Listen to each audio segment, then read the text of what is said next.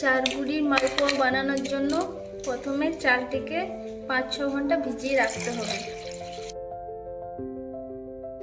চালটা 5-6 ঘন্টা ভিজে গেছে। এবারে আমরা মিক্সিতে পেস্ট করবো এটাকে।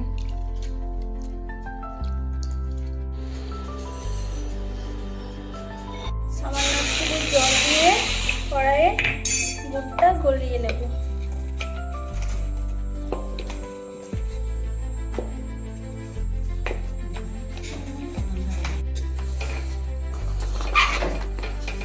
পরিমাণ মতন লবণ।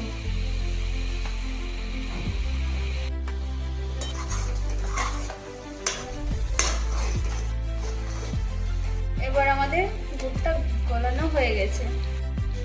এবারে গুড়টাতে চালের গুঁড়োর বাটারটা দিয়ে দেবো।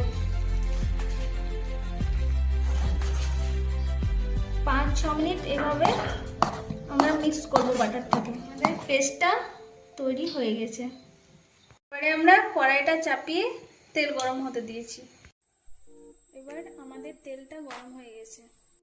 এবার বাটারটা দেব।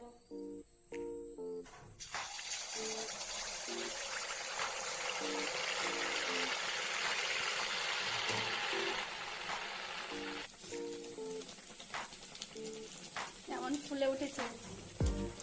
এইভাবে একটা একটা করে সব বানিয়ে নেব।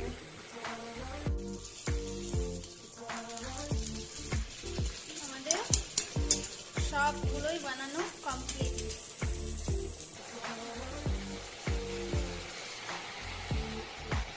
আমাদের চার গুঁড়োর মালপোয়া রেডি। দেখুন কিরকম নরম হয়েছে।